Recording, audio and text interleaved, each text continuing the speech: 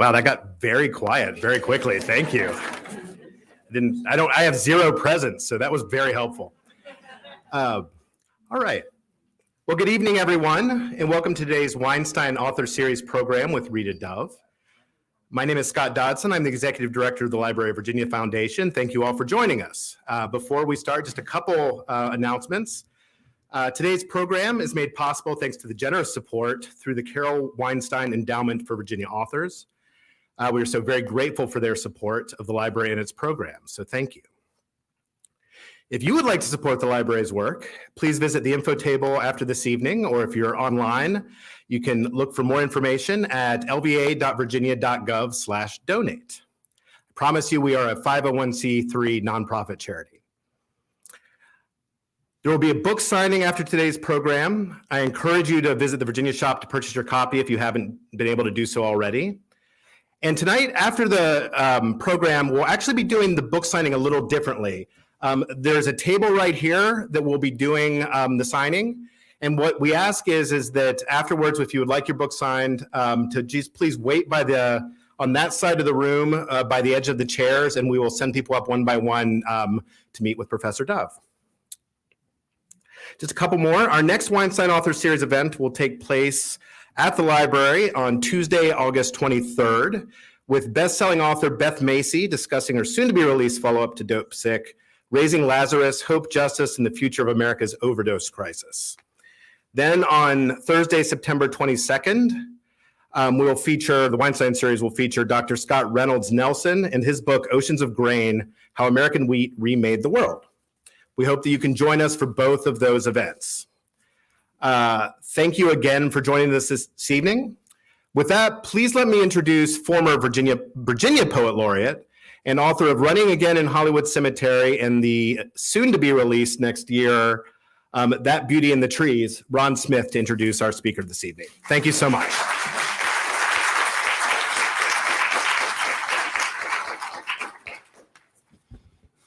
Thank you. I first saw Rita Dove some years ago on a dance floor when she was creating impressive, expressive, beautiful moves with her equally impressive dance partner, her husband, Fred. That particular annual writers' conference always ended with a big party in a hotel ballroom, and year after year, Rita and Fred stole the show with their precise, graceful, and often powerful moves. Rita was teaching at Arizona State when I first met her, and when I said, we have to get you to Richmond to give a reading, she always said, just give me a call. It was a long trip from Arizona, and we never somehow worked it out. Then one day I heard that she had moved to Charlottesville, just 60 miles away. She instantly enriched the life of the Commonwealth, especially our poetry. Rita Dove has served as the Poet Laureate of Virginia, but that was after she had become the youngest person ever to serve as Poet Laureate of the United States. She has received a staggering number of literary honors. She holds 28 honorary doctorates, for instance. The year before she won the Pulitzer Prize for her volume, Thomas and Beulah, she won the Lavin Award chosen by Robert Penn Warren. President Bill Clinton and President Barack Obama each honored her, both at the White House. Together, making her the only poet who can claim both the National Humanities Medal and the National Medal of the Arts. She has even won the Library of Virginia's Lifetime Achievement Award, which I think of as something for writers at least 85 years old. In 2014, she won another prestigious prize, the Carole Weinstein Prize in Poetry. Her collected poems was a finalist for the National Book Award. It won the NAACP Image Award. Rita edited the Best American Poetry 2000, and also edited the Penguin Anthology of 20th Century American Poetry in 2011.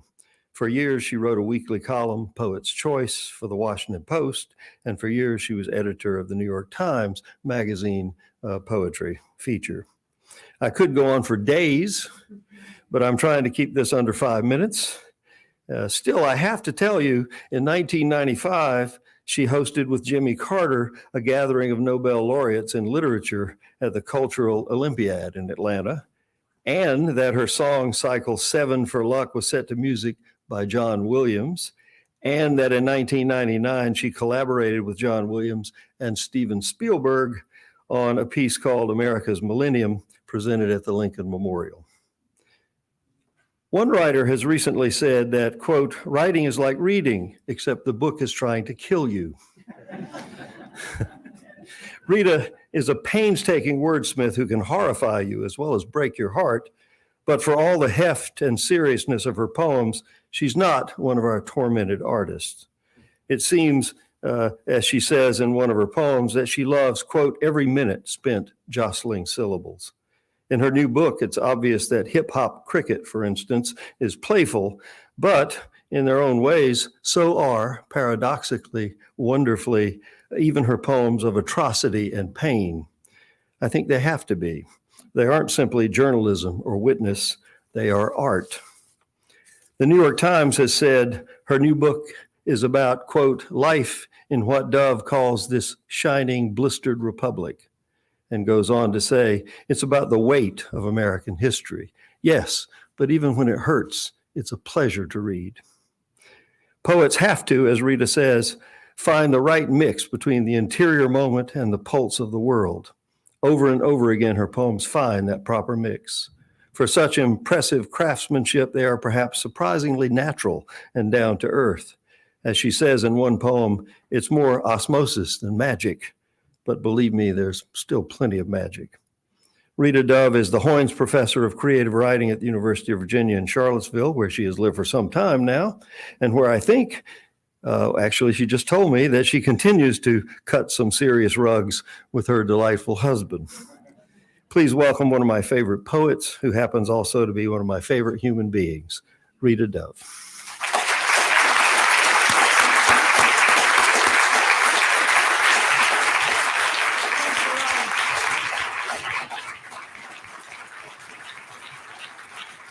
Thank you. Thank you so much. Oh, no. Thank you. Yeah. Thank you. Thank you, please. Thank you.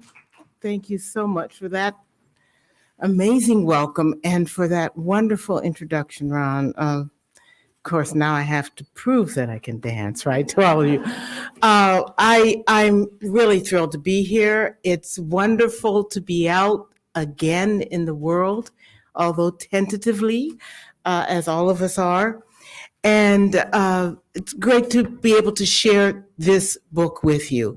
Driving down here from Charlottesville, I was talking with my husband, Fred, about the fact that this is called a lecture series, and my heart and my thanks go out to Carole Weinstein for supporting the arts through this and many other ways in which she has done. And I'm sorry that she can't be here tonight. I thought about the word lecture, and I said, well, it's not a lecture. And then, of course, I looked up in the etymology of lecture and realized that it came from reading, that, in fact, professors in the 15th century would read from a book to their audience, and then they would take notes. I don't want you to take any notes, but it's my pleasure to be able to read or to lecture today. I'm going to grab some water.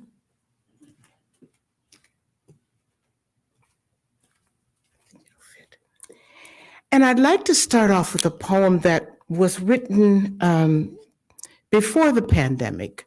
I think all of us are living a life of the pre-pandemic and the post-pandemic, or the middle of we don't know where we are. But I thought about this the other day because we're all venturing out again and traveling and getting on planes. At least I did for the first time in a long time. Vacation. I love the hour before takeoff. That stretch of time, no home but the gray vinyl seats linked like unfolding paper dolls. Soon we shall be summoned to the gate. Soon enough, there'll be the clumsy procedure of row numbers and perforated stubs. But for now, I can look at these raging nuclear families with their cooing and bickering, or the healed bachelorette trying to ignore a baby's wail and the baby's exhausted mother waiting to be called up early, while the athlete, one monstrous hand asleep on his duffel bag, listens, perched like a seal trained for the plunge.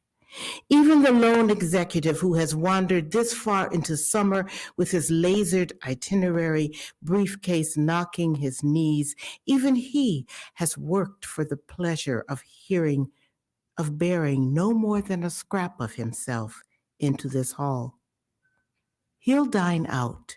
She'll sleep late. They'll let the sun burn them happy for hours.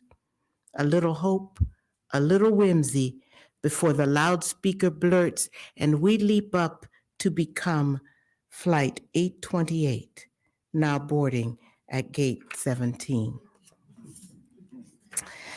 And then there are the reunions that are happening. Again, I'm scheduled to go to my, we call it the 50+2 reunion because it was supposed to happen 2 years ago, of my high school in a few weeks. And this reunion is a different one. It's the family reunions. And in my family, we usually had these gatherings around picnics, the picnic holidays, the 4th of July and things like that. Family reunion. 30 seconds into the barbecue, my Cleveland cousins have everyone speaking Southern. Broadened vowels and dropped consonants, whoops and caws.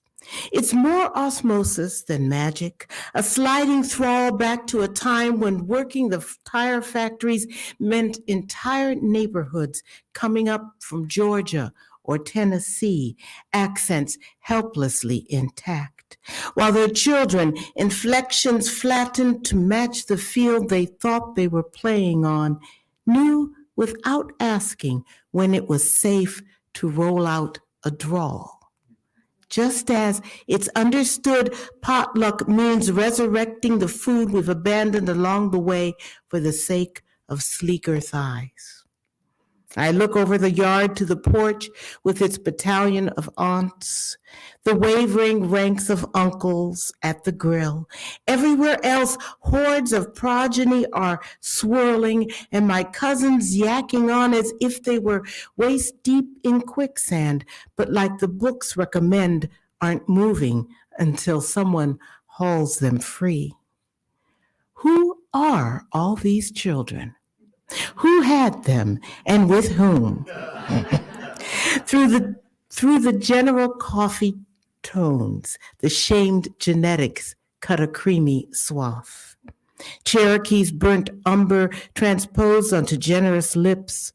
A glance flares gray above the crushed nose we label anonymous African. It's all here. The beautiful geometry of Mendel's peas and their grim logic. And though we remain clearly divided on the merits of okra, there's still time to demolish the cheese grits and tear into slow-cooked ribs so tender we agree they're worth the extra pound or two our menfolk swear will always bring them home. Pity the poor soul who lives a life without butter. Those pinched knees and tennis shoulders and hatchety smiles.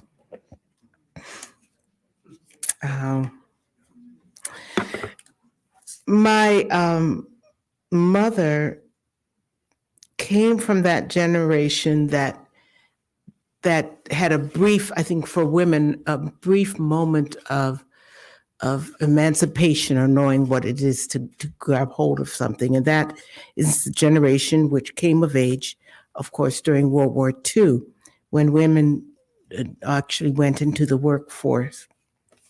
Mas. I found a wonderful photograph of my mother with some of her girlfriends from 1946 when they were, out on the town. And it's also the generation that believes in lipstick and rouge. My mother never went down the stairs from the bedroom without putting on one of those two, at least. And I kind of in honor of her, I'm wearing my red lipstick tonight. Girls on the Town, 1946, for Elvira HD. You love a red lip. The dimples are extra currency, though you take care to keep powder from caking those charmed valleys. Mascara? Check. Blush? Oh, yes. And a hat is never wrong, except evenings in the clubs. There, a deeper ruby and smoldering eye will do the trick with tiny embellishments, a ribbon or jewel, perhaps a flower, if one is feeling especially flirty or sad. Until Rosie fired up her rivets, flaunting was a male prerogative. Now you and your girls have lacquered up and pinned on your tail feathers, fit to sally forth and trample each plopped heart quivering at the tips of your patent leather Mary Janes. This is the only power you hold on to, ripped from the dreams none of you believed are worth the telling. Instead of mumbling, why not decorate? Even in dim light, how you glister, slow-eyed, your smile in flames.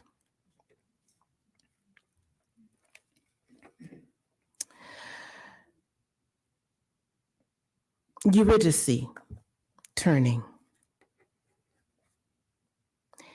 Each evening I call home, and my brother answers. Each evening my rote patter, his unfailing cheer, until he swivels, leans in louder. It's your daughter, Mom. Want to say hello to Rita? My surprise each time that he still asks, believes in asking. Hello, Rita. A good day then. The voice as fresh as I remember. I close my eyes to savor it, but don't need the dark to see her younger than my daughter now, wasp-waisted in her home-sewn coral satin, with all of bebop yet to boogie through. No wonder Orpheus, when he heard the voice he'd played his lyre for in the only season of his life that mattered, could not believe she was anything but who she'd always been to him, for him. Silence, open air. I know what's coming. Wait for my brother's, okay, now say goodbye, Mom. And her parroted reply, goodbye, Mom. That ghastly, lucid singing. I put myself back into a trance and keep talking. Weather, gossip, news.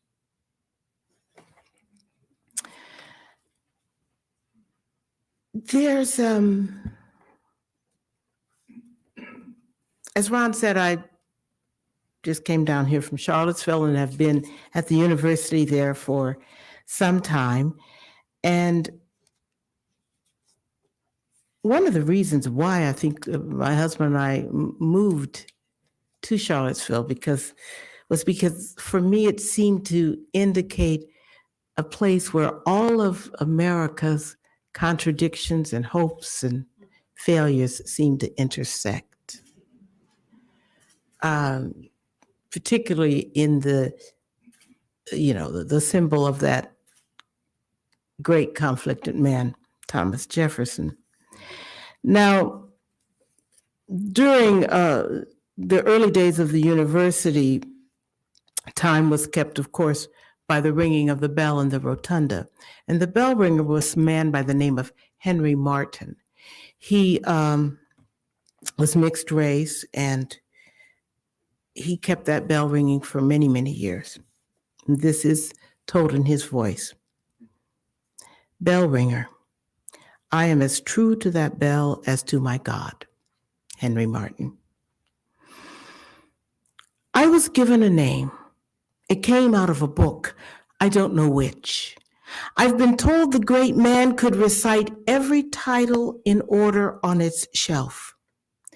Well, I was born, and that's a good thing, although I arrived on the day of his passing, a day on which our country fell into mourning. This I heard over and over from professors to farmers, even dual-scarred students, sometimes in grand company, remarked upon in third person, a pretty way of saying more than two men in a room means the third can be ignored, as I was when they spoke of my birth and Mr. Jefferson's death. In one breath, voices dusted with wonderment, faint sunlight quivering on a hidden breeze. I listen in on the lectures whenever I can, holding still until I disappear beyond third person. And what I hear sounds right enough. It eases my mind. I know my appearance frightens some of the boys. The high cheeks and freckles and not quite Negro eyes flaring gray as storm-washed skies back home. It shames them to be reminded. So much for book learning. I nod as if to say, Uncle Henry, at your service, then continue on my way through darkness to start the day. This is my place. Stone rookery perched above the citadels of knowledge, alone with the bats and my bell, keeping time. Up here, molten gray brims until my head's rinsed clear. I am no longer a dreadful coincidence, nor debt crossed off a dead man's ledger. I am not summoned, dismissed. I am the clock's keeper. I ring in their ears. And every hour, down in that shining, blistered republic, someone will pause to whisper, Henry. And for a moment, my name flies free.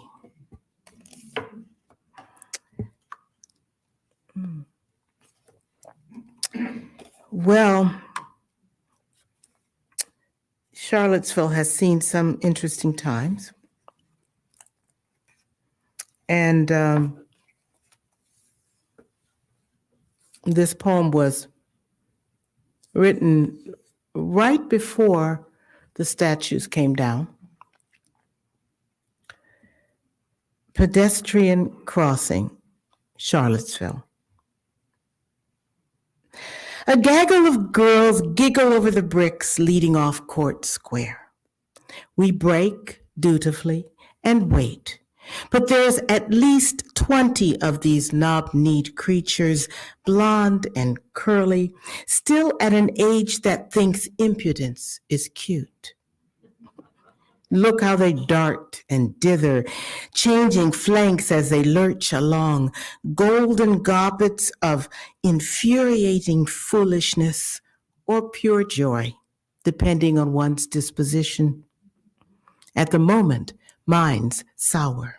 This is taking far too long. Don't they have minders? Just behind my shoulder in the city park, the Southern General still stands, stonewalling us all. When I was their age, I judged Goldilocks nothing more than a pint-sized criminal who flounced into others' lives, then assumed their clemency. Unfair, I know, my aggression. To lump them into a gaggle, silly geese, when all they're guilty of is being young. So far. I was not in a good mood. Um, my own daughter has a daughter now, and we share anecdotes about the ways in which children gain control of your psyche. My daughters had this very irritating habit when she was about 4 to walk around saying that nobody loved her but the spring cricket. I did not even know what a spring cricket was as opposed to an autumn cricket or anything like that, or who this was. And whenever we asked her, we just got that hurt, smug look. So what's a poet to do but to write poems about the spring cricket? Here's one told from the spring cricket's point of view. The spring cricket considers the question of negritude. I was playing my tunes all by myself. I didn't know anybody else who could play along. Sure, the tunes were sad, but sweet too, and wouldn't come until the day gave out. You know that way the sky has of dangling her last bright wisps. That's when the ache would bloom inside until I couldn't wait. I knelt down to scrape myself clean and didn't care who heard. Then came the shouts and whistles, the roundup into jars, a clamber of legs. Now there were others, tumbled, clouded. I didn't know their names. We were a musical lantern. Children slept to our rasping sighs. And if now and then one of us shook free and sang as he climbed to the brim, he would always fall again, which made them laugh and clap their hands. At least then we knew what pleased them and where the brink was.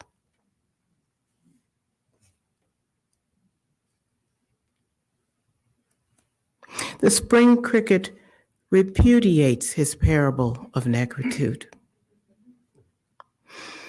Hell, we just climbed, reached the lip and fell back, slipped and started up again, climbed to be climbing, sang to be singing. It's just what we do. No one bothered to analyze our blues until everybody involved was strung out or dead. To solve everything that was happening while it was happening would have taken some serious opium. Seriously, all wisdom is afterthought, a sort of helpless relief. So don't go thinking none of this grief belongs to you, even if you don't know how it feels to fall. You can get my drift. And I, who live it daily, have heard that perfect word enough to know just when to use it, as in, oh hell. Hell no. No, this is hell. I'm going to skip to another section, which I wish I didn't or hadn't had to write, I should say. This is a section which deals with all kind of ramifications of the word ghetto. Ghetto came from the 16th century usage, at least that's the first time we've heard it. It was used to designate the area that the Jews were put in Venice. It was the part of the land which was most useless. It was a place where they dumped trash, slag, and that's where it came from. That's what it seems to have remained to be. And this poem is about is told in the point of view from a young man who lost his life. And it's one of the names that we speak when we talk about Black Lives Matter. Najee, 14, Philadelphia. A bench, a sofa, any place flat. Just let me down somewhere quiet, please. A strange lap, a patch of grass. What a fine cup of misery I've brought you, Mama, cracked and hissing with bees. Is that your hand? Good, I did good. I swear I didn't yank or glare. If I rest my cheek on the curb, let it drain. They say we bring it on ourselves, and trauma is what they feel when they rage up, flashing in their spit-shined cars, shouting, "Who do you think you are?" until everybody's hoarse. I'm better now. Pounding's nearly stopped. Next time, I promise I'll watch my step. I'll disappear before they can't unsee me. Better gone than one more drop in a sea of red.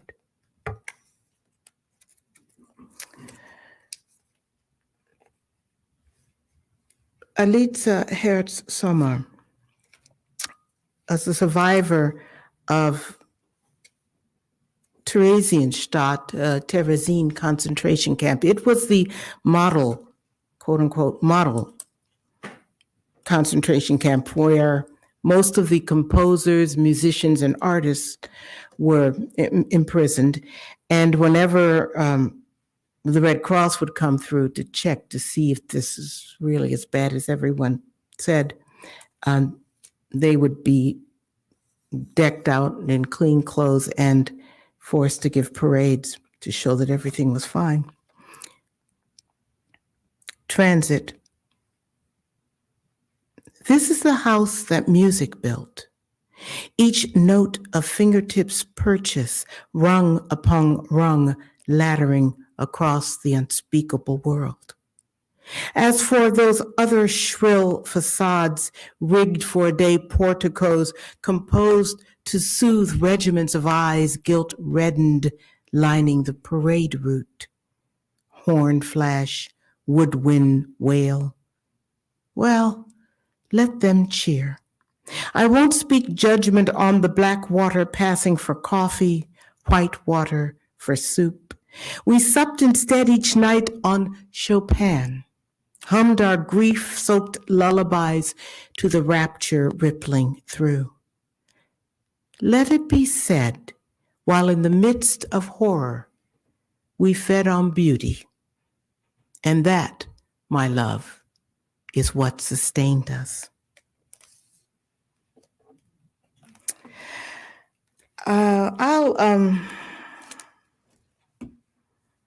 I feel like I should lift us out of this a little bit, just a little bit. And so this is a very, very sacrilegious poem in the sense that, and it comes from a section called Angry Odes, 8 Angry Odes. But I will just say that I love Shakespeare. And I, in fact, grew up on Shakespeare. It was one of the books on my parents' shelves that I got down, and no one told me that it was too hard to understand. So I read and got out of it what I can. But I was in an angry mood, so here we go. Shakespeare doesn't care where Sylvia put her head. His Ophelia suffered far worse, shamed by slurs, drenched merely to advance the plot. Buck up, Sylvia, he'd say. Who needs a gloomy prince spouting iambs while minions drag the river? Sharpen your lead and carve us a fresh pound of daddy's flesh before the rabble in the pit starts launching tomatoes. Shakespeare's taking no prisoners. He's purloined the latest gossip to plump up his next comedy. Pens a sonnet while building a playlist for the apocalypse. When you gripe at reviews, he snickers. How would you like to be called an upstart crow just because you dared write a play instead of more sugared sonnets? How's them apples next to your shriveled sour grapes? As for the world going to hell, alas, alack, whatever, ditch the dramatics. He's already done a number on that handbasket, what with pox and the plague bubbling up here and there, now and then, afflictions one could not cough away nor soothe with piecemeal science. So chew it up and spit it out, he might say, although more likely he'd just shrug. What does he care if we all die tomorrow? He lives in his words. You wrestle enraptured with yours. What time does with them next or ever after is someone else's rodeo. I had this wonderful privilege to work on a collaboration with another composer. John Williams was wonderful. We had a great time doing that many years ago. But just a few years past, Richard Daniel Poor approached me and said, I'd love to do a song cycle talking about the last 60 years or so of American history. And I thought, oh, that's a small thing, okay. And I said the mezzo-soprano Susan Graham would be singing this song cycle. And, the fact that Richard had also done a marvelous opera with Toni Morrison called Margaret Garner, so I knew his work, and I thought this is a challenge. And so, just a couple of weeks ago, just last week actually, my husband and I came back from Tanglewood, where Susan sang this amazing song cycle, and I'd like to share just a couple of the poems with you. The whole cycle is called A Standing Witness. And one of the challenges I gave myself as a writer when I was working on these poems was, though I could hear the mezzo range in my head, was to make sure that these were poems in their own right and not just, quote unquote, lyrics. So I will read to you, I'll read to you a couple of them. This is the very first one, Beside the Golden Door. Surely there must be something beautiful to smile upon. The umbered blue edge of sky as it fades into evening, the brusque green heave of the sea. When I look up, surely there will be a cloud or a lone star dangling. Truth is, the truth has gone walking, left her perch for the doves and ravens to ravage, hightailed it to the hills, to the quiet beyond rivers and trees. No matter what ragged carnival may be thronging the streets, what bleak homestead or plantation of sorrows howling its dominion, truth would say these are arrogant times. Believers slaughter their doubters, while the greedy oil their lips with excuses, and the righteous turn merciless, the merciful mad.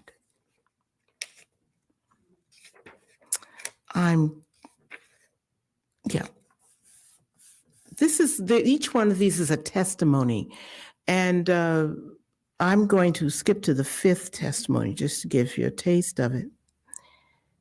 Woman Aflame, Roe v. Wade. She was a mother. She was a girl who dreamed of becoming a mother someday. She was either a tease or a tramp, a lover or wife. Still, she had to do the counting, was accused of lacking spontaneity, being a cold-hearted bitch. But if the days didn't add up, she'd end up straddling a cold table in a dingy back room or waving goodbye future. She was jogging on the late shift, unlocking her car.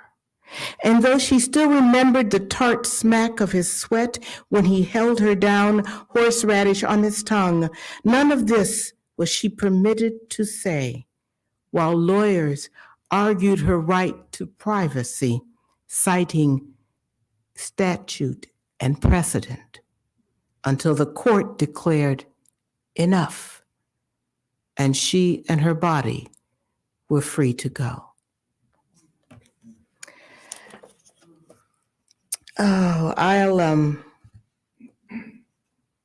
Since I mentioned the Angry Odes, I should at least read to you the Introductory Angry Ode. I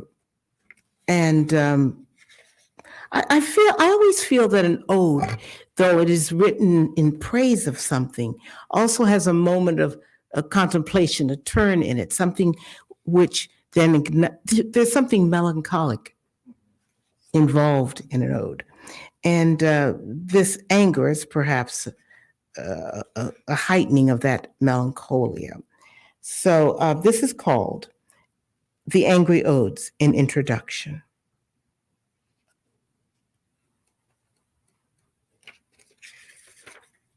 The angry odes are not satisfied with wonder. Birds prattle, clouds curdle and then bust their guts. Mountains prefer their own splendid company.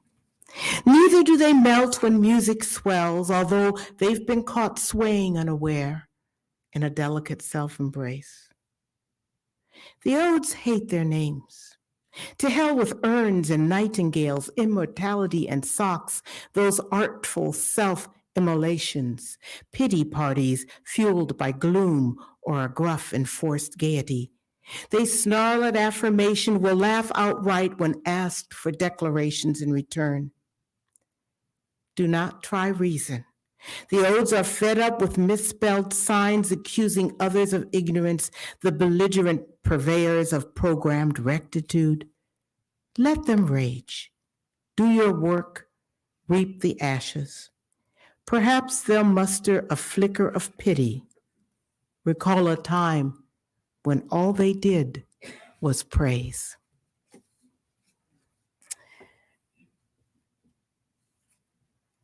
I teach creative writing, and I'm always learning from my students.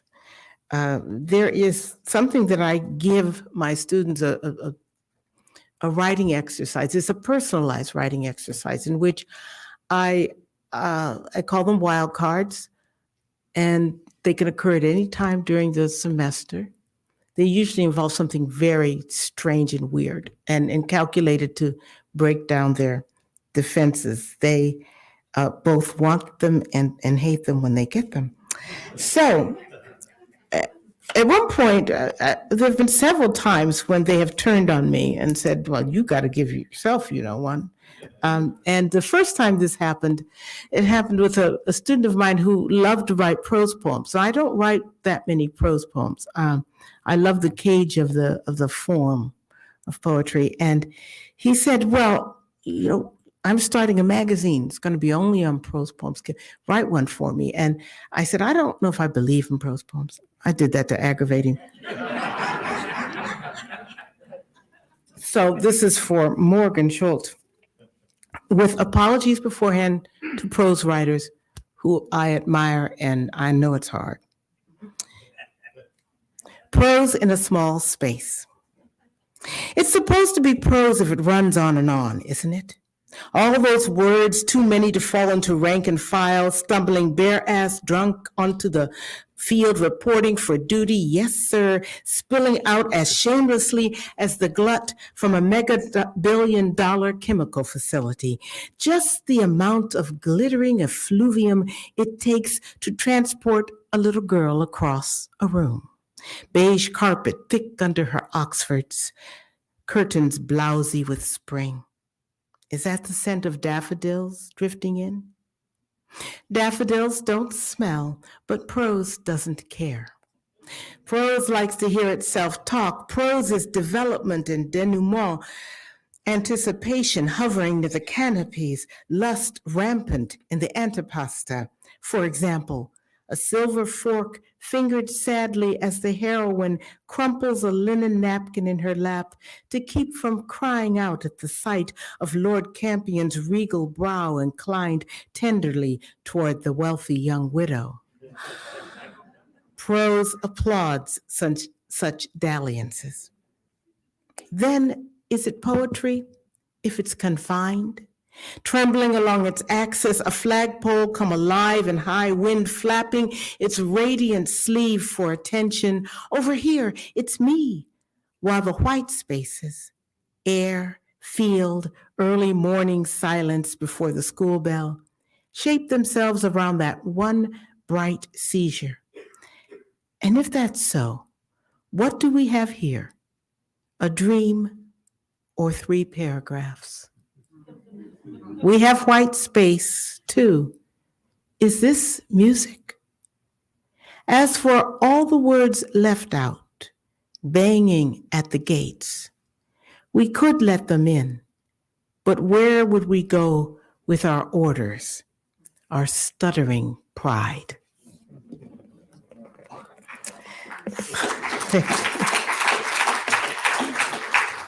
We can thank Morgan for that one. This one came from the entire class, where they said you need to give yourself a wild card with a lot of instructions. And I said, fair enough. And the wild card I gave to myself was to write on any topic, but each line had to contain had to start with the same letter. So one line would have to start with only O's, the whole line. And the next line would be, I could choose whatever, alphabet letter I wanted. I thought that this was going to be easy. Haha. It's the prepositions that get you. And because I do, as Ron mentioned, I and my husband pursue ballroom dancing, which we love, but at my age, you also learn to love ace bandages and liniment. This is an ode to my right knee. Oh, obstreperous one, ornery outside of ordinary protocols, paramilitary proby par excellence. Every evidence you yield yells. No noise too tough to tackle, tears springing such sudden salt when walking wrenches. Haranguer, hag, hanger on, how much more maddening, insidious imperfection. Membranes matter-of-factly corroding, crazed cartilage calmly chipping away as another arduous ambulation begins, bone bruising bone. Leathery Lothario, lone laboring gladiator, grappling, groveling for favor, fair weather forecaster, fickle friend, jive, jiggy joint. Kindly keep kicking. Thank you. Thank you. I'm going to end with 2 poems, 2 more poems. One of them, because I have neglected to read anything from the last section, which is called Little Book of Woe, and the short story around that section is that about many years ago, 20 odd years ago, I was diagnosed with MS and did not tell the public, did not make it public mainly because of my parents who were in ill health and were working on it, and I just didn't want to burden them. And so I'm doing well, and I manage it. I was talking backstage of Ron, and I said, well, there are good days and there are bad days, and you get through them the way you can. But this poem is about a moment that when they diagnosed it, it's a very tricky disease to diagnose. Soup. When the doctor said, I've got good news and bad news, I thought of soup. How long it had been since I had had the homemade kind. The real deal where you soak the beans overnight and everything is apportioned in stages. First the onions and meat browned in oil, then the broth added for hours of simmering, all that saturated, glistening scent stoking the house with memories. The Jewish boy I kissed until we both sank to our knees in the grass, my mother's frown as she plucked weeds from my hair. Oh, my mother will die from this. My mother's whose soup is the best, even though it was always over-salted because it was labored over. It was ladled out unconditionally, tendered sweetly without consequences, a non-judicial love. And it was always soup I got first thing in the sick bed. And there's the way tomatoes are added at the last moment, but the minor vegetables, peas and corn and tiny diced potatoes, come in 30 minutes before that. And how the spices are to be doled out sparingly, then waiting to see how strong they become in the brew, their hidden aptitudes unlocked only by time and the heat of a burbling melange.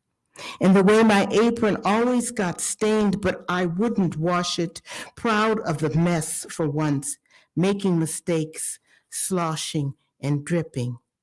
Yes, soup was what I wanted, not news, but the slow courage of the lentil as it softened, its heart splitting into wings. Not good cop, bad cop, but the swift metallic smack of too much time administered hastily, the kind of mistake you never make again. Bread, too. I wanted the whole thick, crusty hump of it laid out for vivisection. Here is my body, eat. And lots of red wine that always feels like it's greasing my bones with lava. Here is my blood. And then the bad news came. Whoever listens to the good? And before I answered, before the questions and the arched eyebrow of my husband standing in the doorway could fall into pity and helplessness, I thought, yes, I'll make a soup tonight, a soup fit for the gods. And I'll end with a spring cricket poem. I think there's going to be more. She's not going to get away with that easy. And I thank you, and I'm looking forward to your questions. Postlude. You prefer me invisible, no more than a crisp salute, far away from your silks and firewood and woolens. Out of sight, I'm merely an annoyance, one slim, obstinate wrinkle in night's deepening trance. When sleep falls, you wish me shushed and back in my hole. As usual, you're not listening. Time stops only if you stop long enough to hear it passing. This is my business. I've got 10 weeks left to croon through.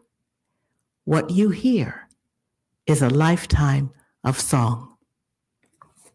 Thank you so much.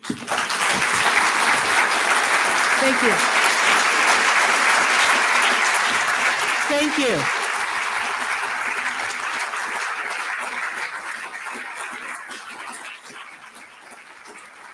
you. Thank you. Thank you.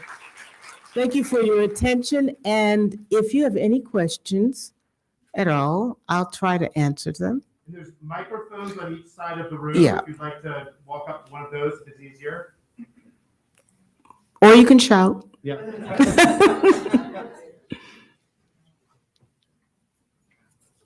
I'm perfect. You can say. I'll repeat the question I'm then. curious about your writing process. Do you collect ideas and then sit and write, or do you write in response to things as they happen, as you realize that? The question was about my writing process. Do I collect things and then write about them, or do I write about things as they occur? And I'd say all of the above. I still have not figured out how inspiration happens. I hope I never can figure it out.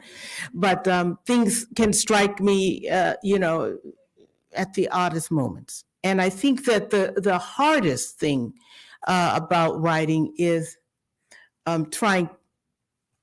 being aware that one is writing. In other words, I'm going to sit down and write a poem. Oh no, nothing's going to happen if I do that.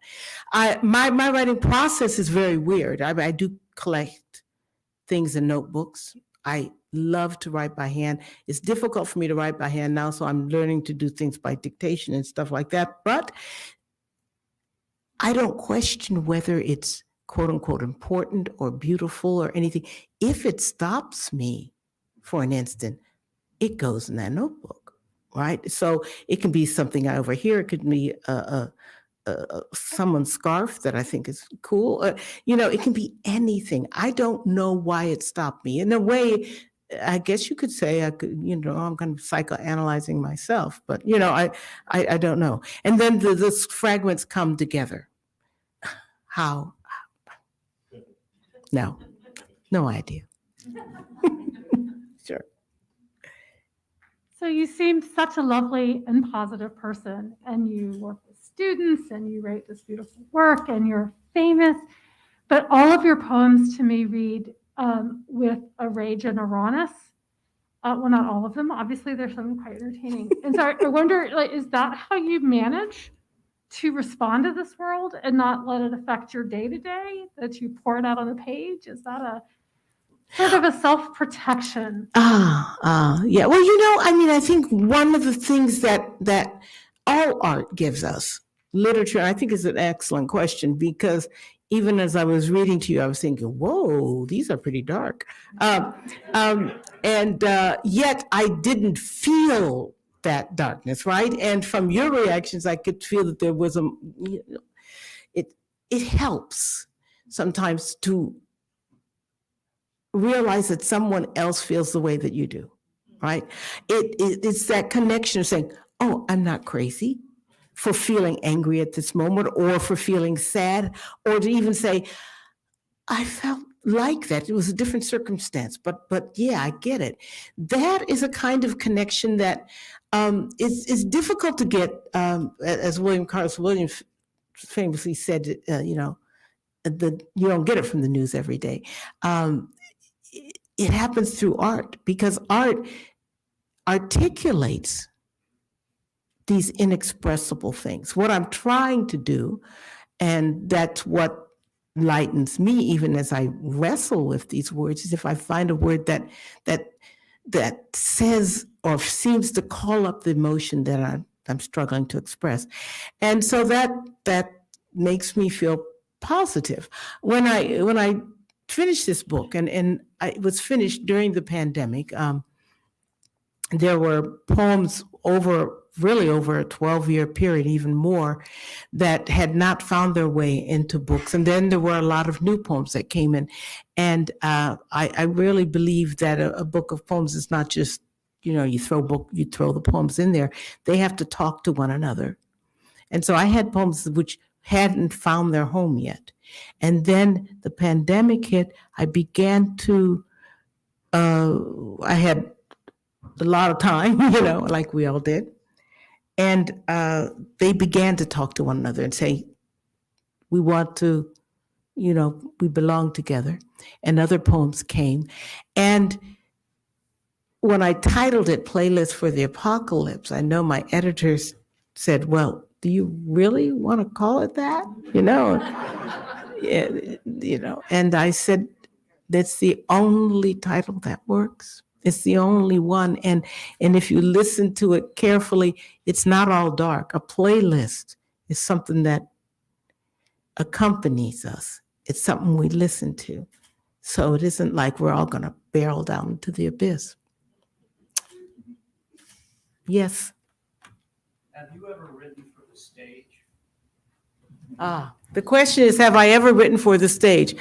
I have. I wrote a play called The Darker Face of the Earth, and was lucky enough that it was performed at the Oregon Shakespeare Festival, and even at the Kennedy Center, and in London at the Royal National Theatre. It's an experience. I mean, I love writing for the stage. I really do. I do love writing plays, and the voice to be able to embody those voices is really interesting. It's every bit as difficult as poetry. You think it isn't because you have someone up there moving their arms and using their voice, but characters on stage rarely tell the truth. They're talking all the time, but what they're really feeling is inside. So I do love working for the stage. What I didn't love about it was the fact that I had to give it up. If you had to give it to people, and then I had no control. And when the lights go down, there's no terror greater than that terror, just being helpless. Luckily, they did a good job. So, yes, ma'am.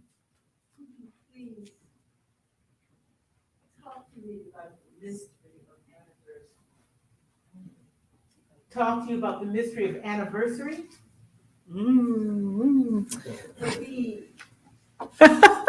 The question is, could I please talk to you about the mystery of anniversary? And anniversary is one of the poems in the 8 Angry Odes.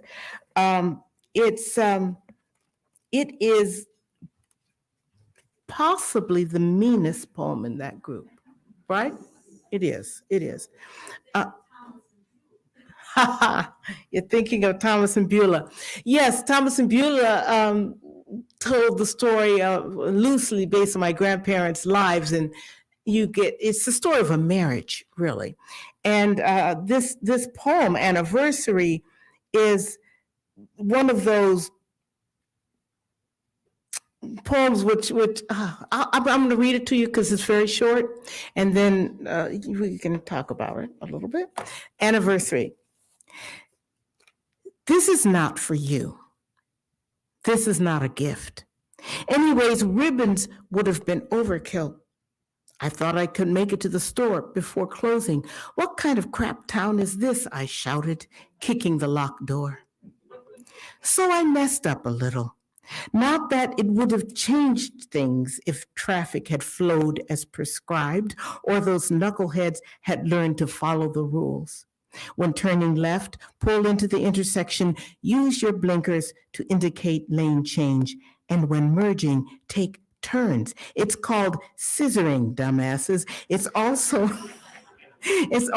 how I made the fringe on the wrapping, which you are permitted to appreciate, even though this is not for you. No gifts, you said, and I got it. I'm not stupid. I know the rules. Sorry, y'all. Driving down here from Charlottesville, I actually was saying, you're supposed to scissor. All of those unspoken things that happen in a marriage or any kind of long-term relationship, especially when you've lived so many years together that you just decide not to have gifts, right? And yet you want a gift, right? And so you got to read the other person. That's part of what's happening there. And the anger at going through all this trouble to try to decorate the gift, but being thwarted by stores closing and stuff like that. And all that stuff is not supposed to be seen by the other person, right? We've been there. Thank you. Thank you. Thank you.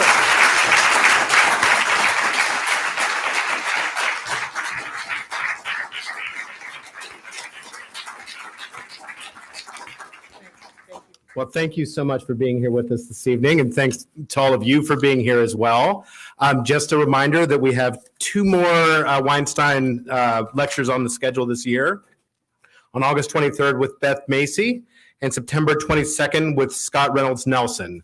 We hope to see you all there, and we'll see those of you that want to stay for the signing. If you want to line up over by that other mic, we can start getting that going as well. Thanks, everyone. We really appreciate you coming this evening. Thank you. Thank you. Thank you. Hey, Rita. My name's Yeah.